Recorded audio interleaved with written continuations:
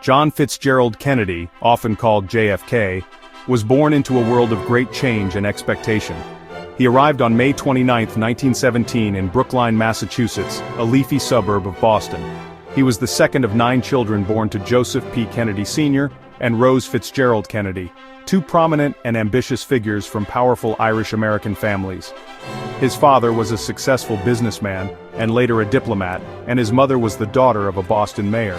From his earliest days, Jack, as his family called him, was surrounded by a sense of purpose, and the understanding that his family was destined for greatness. The Kennedy household was a bustling, competitive, and deeply political environment where dinner-table conversations often revolved around history, current events, and the responsibilities that came with their privilege and position in American society. Jack's childhood was shaped by both immense privilege and persistent health challenges. The Kennedys were a wealthy family, enjoying summers at their compound in Hyannisport and winters in Palm Beach, Florida. Despite this comfortable upbringing, Jack was a frequently sick child, battling a series of illnesses that would follow him throughout his life. This constant struggle with physical ailments, however, seemed to forge a resilient spirit within him. He developed a keen intellect and a voracious appetite for reading, finding refuge and inspiration in books about history and heroic figures. His education was first-rate.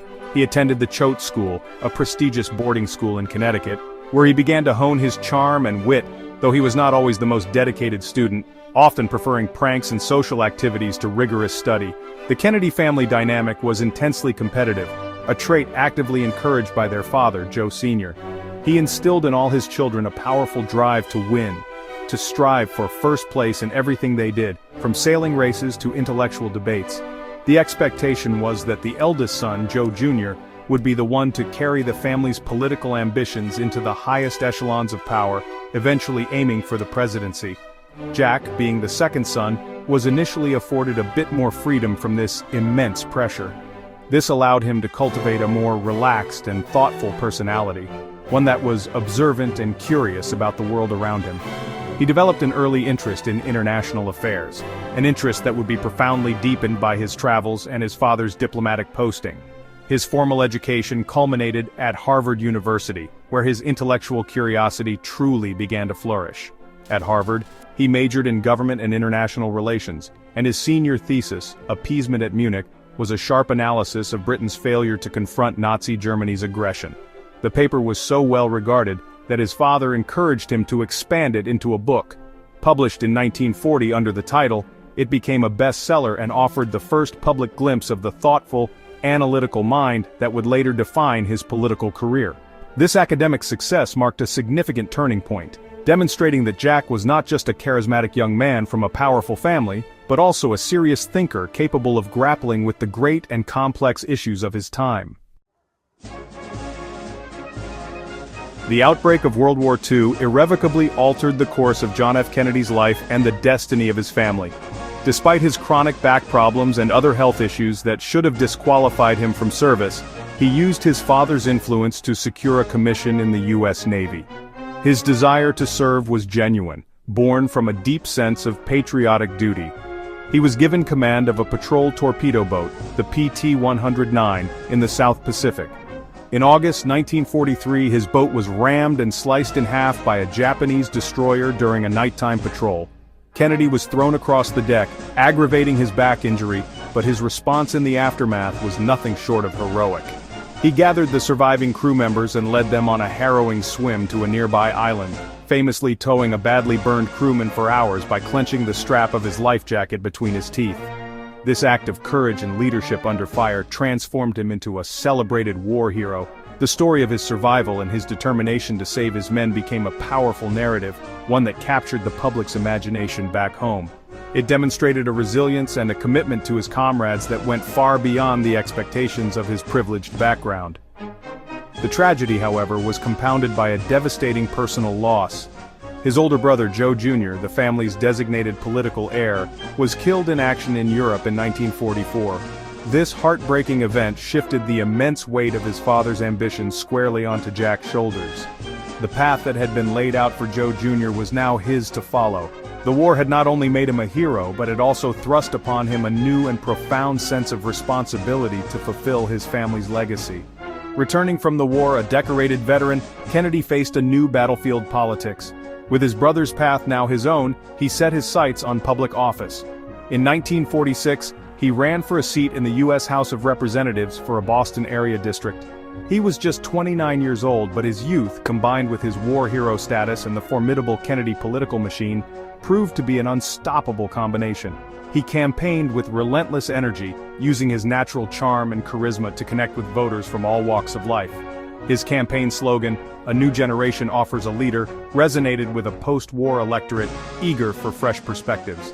He won the election decisively, launching a political career that would ascend with remarkable speed. After serving 3 terms in the House, Kennedy aimed higher. In 1952, he challenged the incumbent Republican Henry Cabot Lodge Jr. for his seat in the U.S. Senate. It was a bold and ambitious move against a well-established political figure. The campaign was a family affair, with his mother, sisters, and brothers playing crucial roles, hosting teas and canvassing neighborhoods across Massachusetts.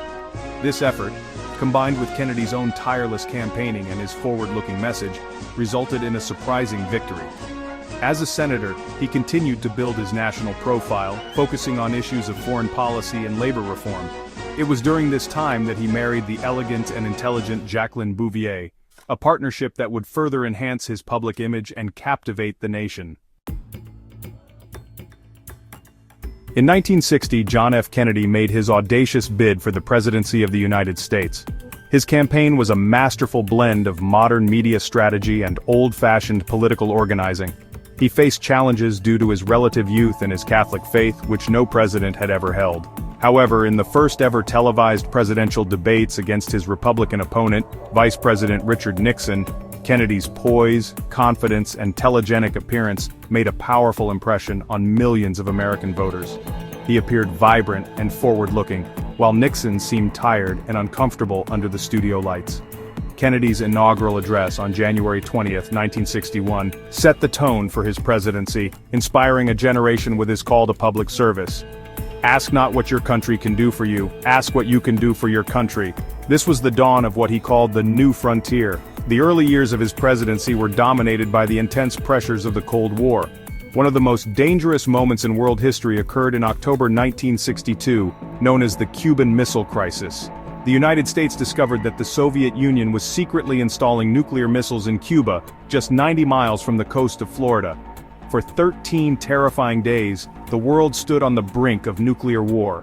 Kennedy and his team of advisors navigated the crisis with a mixture of firm resolve and careful diplomacy.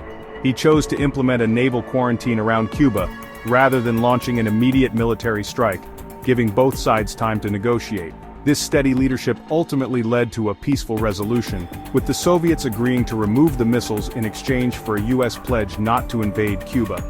Beyond the Cold War, Kennedy was also a champion of progress and exploration.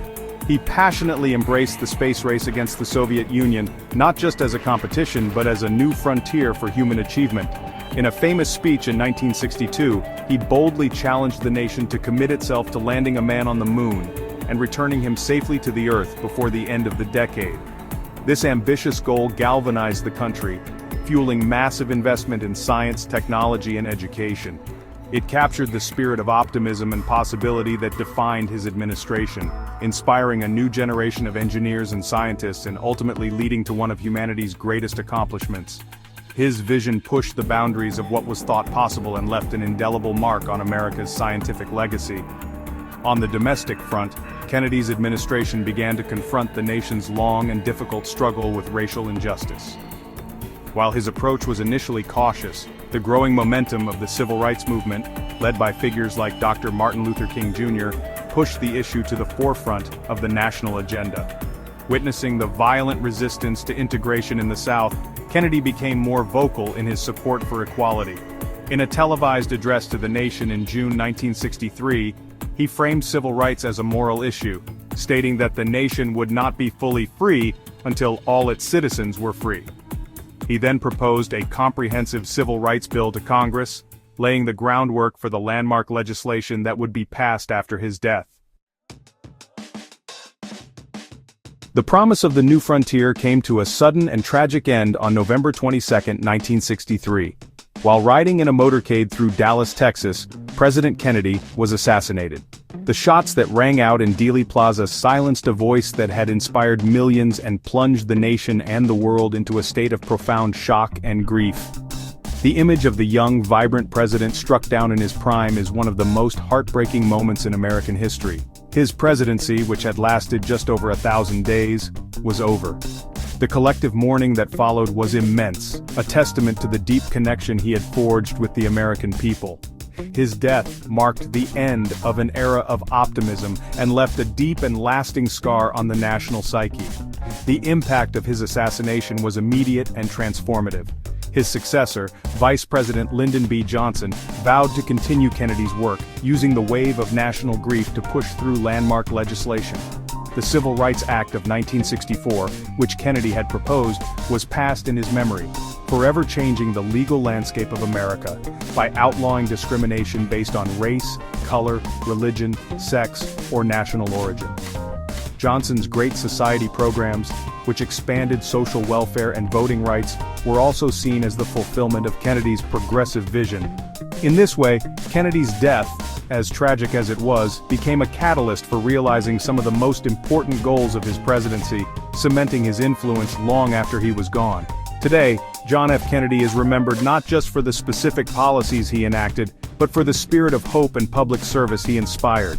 He represented a new generation of leadership, youthful, energetic, and idealistic.